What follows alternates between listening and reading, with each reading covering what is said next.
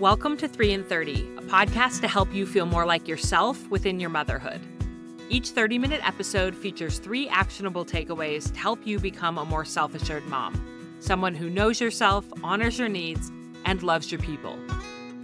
Listen in to feel encouraged as we learn together how to overcome overwhelm and find more magic in motherhood. I'm your host, Rachel Nielsen. I'm so glad you're here.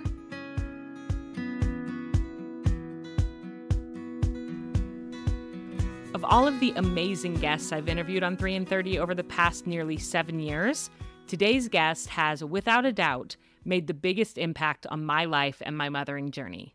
Today, I'm thrilled to share a conversation with my father, Mike Westover. My dad is and always has been a rock in my life, and I've been trying to get him to come on the podcast for many years, but he said, "What would an old man like me have to teach all of the mothers who listen to your podcast?" Well, a lot, as it turns out. I know you are going to love this conversation with him, which I recorded in my home last weekend when he was here visiting us. I typically don't record my episodes in person, and I actually don't have a great microphone set up for it, so the sound in this conversation is not ideal at times, but I know you'll bear with the bad audio because his wisdom is just so worth it. I loved being able to record with him in person, face to face, and it's an honor to get to share this piece of my heart with you on this week after Father's Day. So with no further ado, here's my conversation with my dad, Mike Westover, about how to build relationships with our kids that will last a lifetime. Here we go. Dad, welcome to 3 and 30. This may be the first time I've ever had a guest here against their will. Yes, I think I may be your most reluctant guest ever and probably your least useful, but here I am. I know your audience consists of thousands of mothers and one 69-year-old man. And here you have the old man, but I'm happy to be here. Well, thank you for being willing. I know my listeners have heard so much about you over the years, you and Mom, and I recently held a retreat at your home, my SAM alumni retreat, and the women there were saying, "We want your dad on the podcast." And I've been after you for a few years that I wanted you to come on, but I decided after that I was going to make it happen and I wasn't going to let it go. So I badgered you enough that here you are, and thank you for being willing. You're welcome. Happy to do it.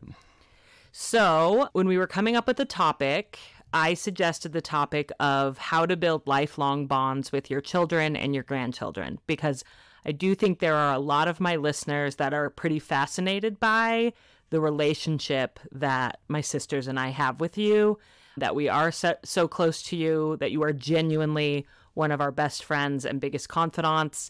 A lot of women my age don't necessarily have that with their parents, especially with their fathers.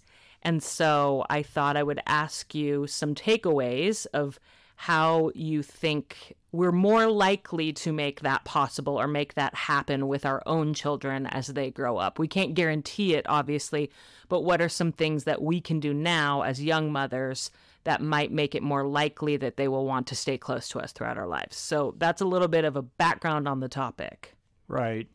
And I suspect it is a little unusual to have it with your father, but our situation is unusual in that your mother died when you were 19. Mm-hmm. And so I tried to step in, and I could never replace her, but you only have one parent to have a lifelong bond with now, and so I'm it, for better or worse. Yeah. And I've heard you say before, you gave a Mother's Day talk a few years ago that you sent us a copy of and let us read at your church congregation.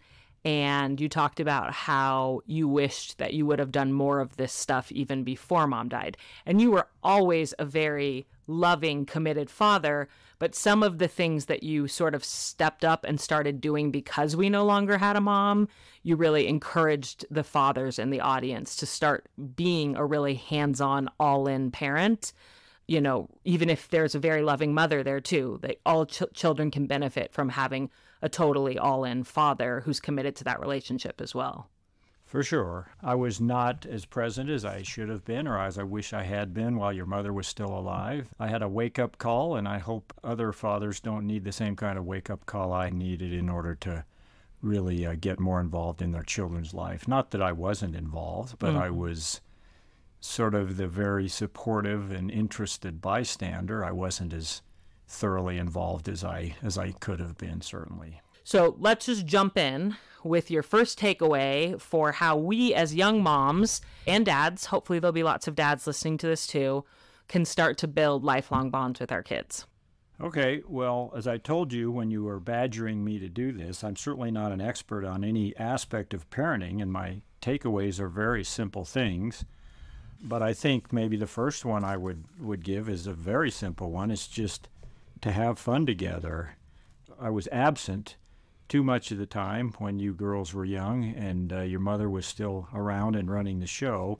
But one thing I did try to make sure of was that being with me was fun, and there's just simple things that we did. For instance, I would almost always be home by bedtime.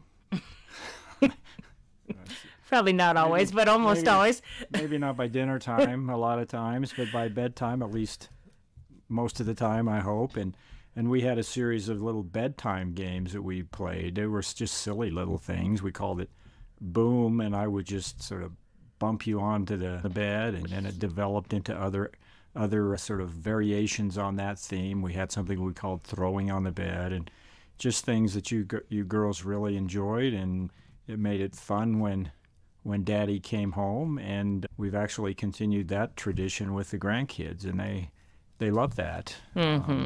So that's just one little sort of silly example of a tradition that we developed that I think has helped develop bonds not only with you girls, but with my 8 fabulous grandkids. And they love it, at least until they get to a certain age. They love it when Bappa is around, as they call me, and they always want to play Throwing on the Bed, and there's a couple of other little silly things we do at bedtime with them.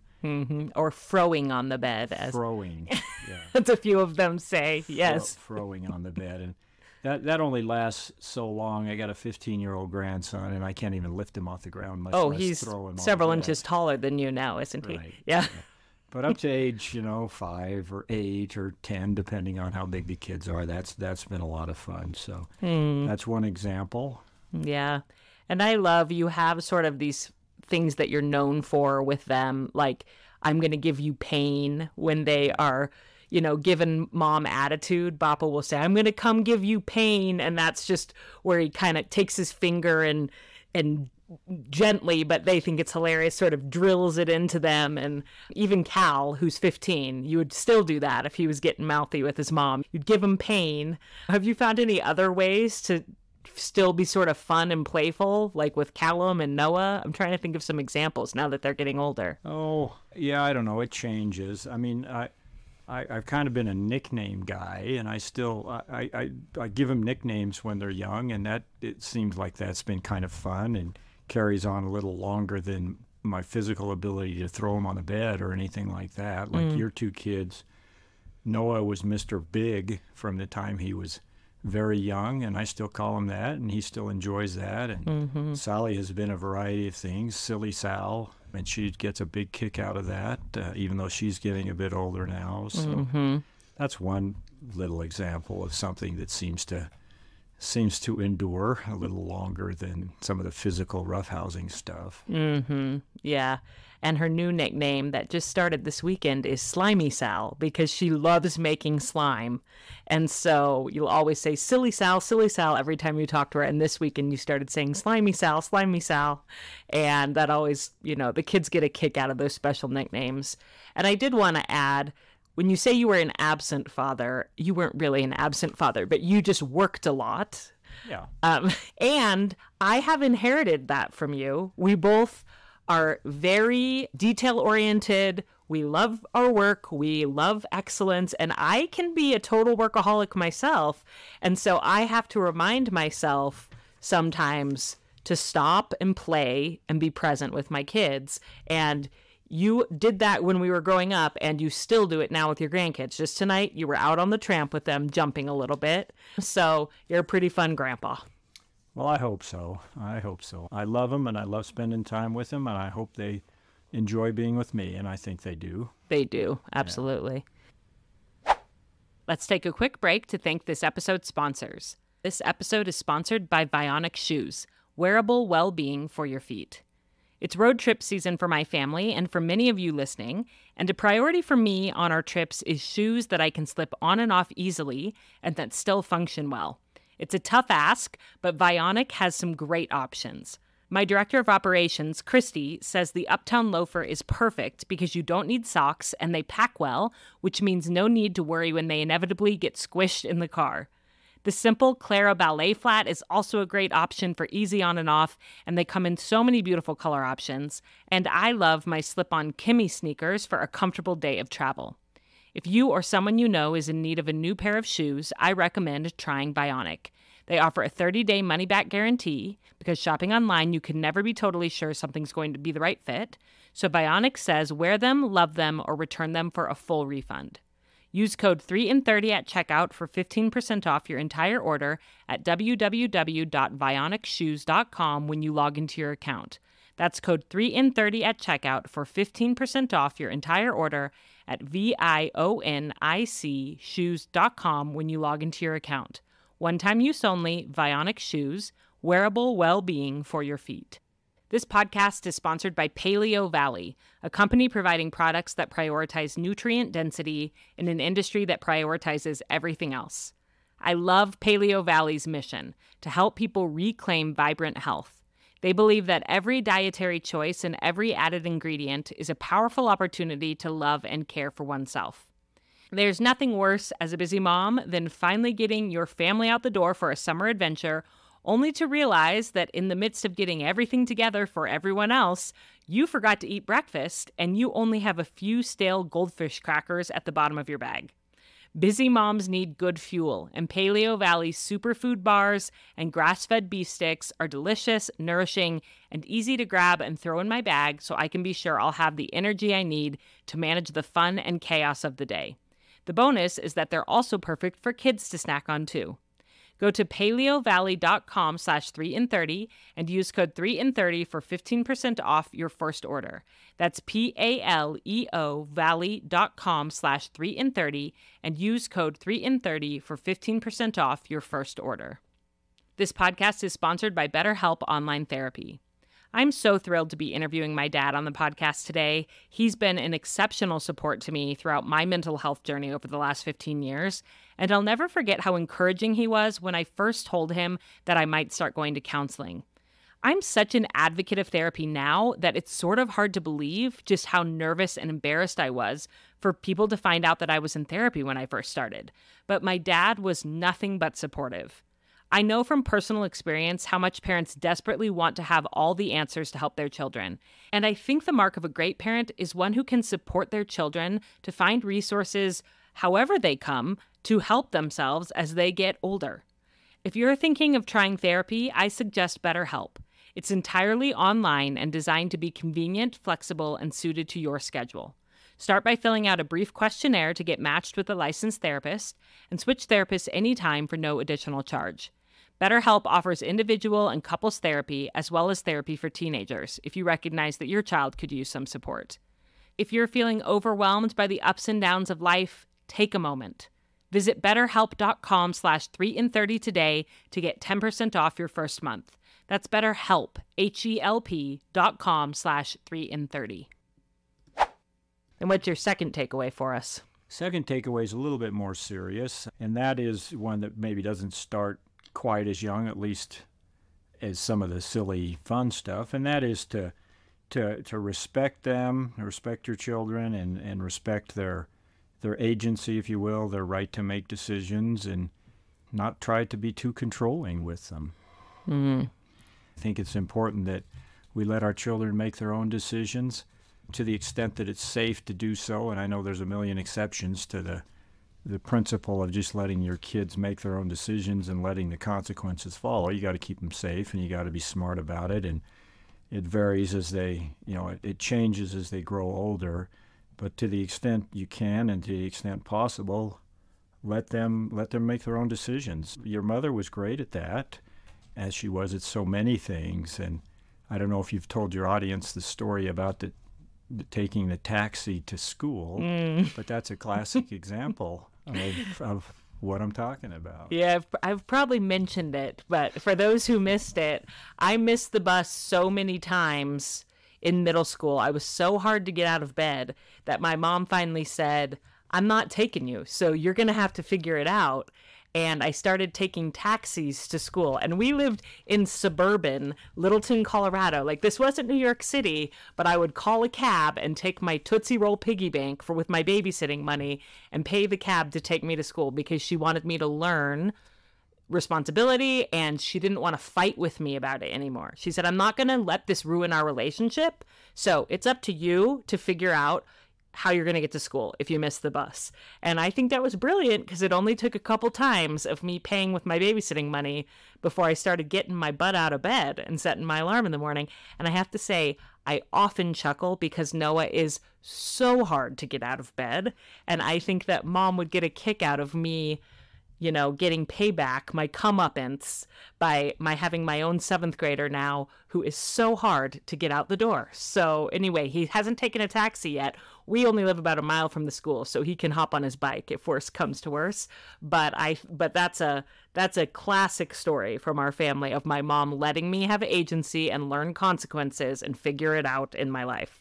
So does Noah take his bike to school from time to time? Yeah, he does. Yep. Yeah. Zips on over there when he has to. That doesn't hurt him. Yeah. Yeah, sure. Good. Well, and as the kids grow older, and Noah's there now, we need to recognize that while you are and should be the greatest and most important influence in their lives, you just can't control them. It doesn't mean there aren't boundaries or expectations, and I'm sure you've had episodes on that topic, and we'll have more episodes on that topic. But it does mean that they are ultimately going to make their own decisions, and those decisions may or may not be what you might have hoped.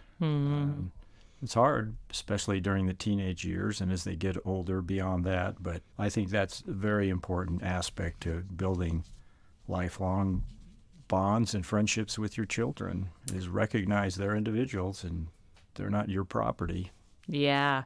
And there comes a point when it moves from being a parent-child relationship to being more of a relationship of peers. And that's obviously when they're much older.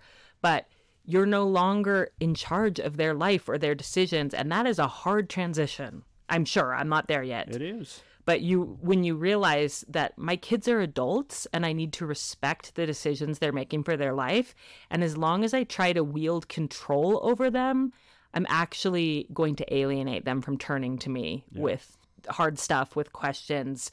Nobody wants to be in close relationship with somebody who they always feel is disappointed in them or who they always feel is trying to control them. So if you want friendship with your children that lasts into their adulthood when they are no longer little, you have to start when they're young, sort of letting them have some ownership over their life. And it is not easy. It is not easy. And one thing I would say is try not to take too much credit or too much blame for the decisions that they make or how they, quote unquote, turn out. And that's difficult in both directions. You were very easy, a very accomplished child, and you continued to accomplish things as you've grown up, and even now as you've entered, get ready for it, middle age. Oh my gosh. Which you have. And you are and always have been amazing, frankly, and I admire you for it. And I'd be glad to take credit for all the things you've accomplished, but it's not my doing, it's your doing. The fact of the matter is that, we as parents can be influencers, but it's not our fault, and it's not to our credit, at least not as much as we sometimes think, how our children turn out. And we don't do ourselves any favors, and we don't do our children any favors if we act like that's the case. Something that I've always really admired about you, Dad, is all three of us, but I'd say especially Sarah and I, have struggled with some mental health stuff over the years. Right. And I have never felt like you took that personally at all, which some parents might. What did I do wrong that my kids have struggled with depression and anxiety? And it's never been like that. Like, I feel like you've always been someone we could turn to, that you wanted us to talk to about some of the highs and lows, and even some of the things that we feel like from childhood that impacted us. You were open to hearing about it without taking it personally or getting defensive. You've recognized this is their own life, their own journey, their own brain chemistry that really has nothing to do with me, and I can just support them and love them through that. Well, I've tried to. I certainly haven't been perfect in that respect, and there's probably more self-blame in me than you That I know. might know, but that's good. But That means you haven't put that on us. Whatever self blame there's been, if there has been some, you've worked that out yourself so that it wouldn't impact our relationship. well, I'm glad to hear that you feel that way because I've tried. I've tried to do that. And you've had a couple of you had an episode just a few weeks ago that I thought was a very good one on this whole topic of letting your kids make their own way, and it was that one what was his name, Joey something. Joey Mazzio. Yeah, I thought that was really good. Mm-hmm. And you also said something at your SAM retreat. You quoted something from Eli Harwood. that I found very helpful in that regard, and you might want to have your listeners refer back to that because it was right on. In terms of who we want to have relationships with our kids, we need to let them live their own lives and not get too wrapped up around the axle, depending on how they turn out. Yeah. I will read that. It was an Instagram post she had written that I loved that I read at my SAM retreat. So I'll find that and I'll read it at the end of this episode when I'm recording the outro. Yeah, I think this is so very important and not easy. I know I told you recently about a really hard thing that happened with Noah at school. And I told you that it was amazing to me when I talked to the principal about it, that I was sort of observing myself as I was talking to the principal. And I was like, I'm not feeling shame. I'm not feeling like, oh, this is making me look bad or that I'm a bad parent. All I'm worrying about is how to support my kid. And that feels like such a freeing, good place to be as a parent rather than making it about me and carrying that shame with me. And that's something I've worked hard at over I'm sure. his lifetime. And also, that's one of the benefits of having strong-willed, intense kids is that they teach you that pretty early on. Whereas I think sometimes you have to sort of learn that later when your kids start to be a little more disobedient or push back more. I really do feel like it has been such a gift to me to have a son who from the very beginning showed me that I was not in control and that I was going to have to honor his path and love him as he is. And it has been such a joy to be able to do that. And I'm so grateful that he has grandparents on both sides that really love him for him and sort of take this mentality of we're just going to support him and we're not going to make it about us or make him feel like he doesn't fit or we're constantly disappointed in him if he's not, towing the line like we wish he would. Yeah. Yeah, well, that's great. I'm glad you're at that place, and it's a continuing struggle to be at that place throughout your children's lives, but that's a healthy place to be. And I think a related sort of angle on that is that I have tried, and I know your mother did as well, always to be a sort of a safe place, if you will, for you girls as teenagers and even as adults. I think I've told you in the past, I'd rather know what's going on in your lives and in your hearts and in your minds, even if it's something that might disappoint me. I'd rather know about it than be a stranger to it. And even if there's things in your kids' lives that cause you concern or anxiety or even some pain, it's better to know about that than to be an outsider to what's really going on in your children's lives. If you want to have a lifelong relationship and a strong bond with them, if you want to be their friends, who are your best friends? They're the ones who can share their hearts with you. Absolutely. Yeah. And then what's your third takeaway for us? Oh, the third takeaway is a really profound one. It's just love them. Yeah, just love them. And that ties in a lot to what we've already talked about. And try to show them that they matter. Your mother was wonderful at that, and she always threw, these great birthday parties and had activities and care packages at holidays and all kinds of creative and fun stuff.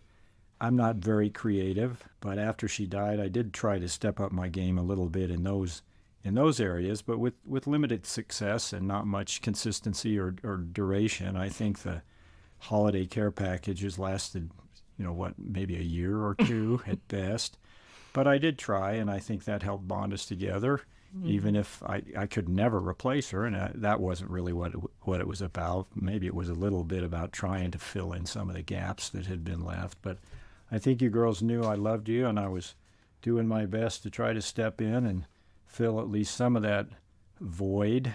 And, with your kids, an occasional card or letter or note or email, even when they're adults like you guys are, I think that helps a lot. Unfortunately, the grandkids never knew your mother, and she would have been a spectacular grandmother. So I don't pretend that I can be like what she would have been, but I do try to be there for the grandkids as much as I can. But just find ways to show them you love them, not just when they're young, but throughout their lives. One thing I have done with the grandkids that I think it's been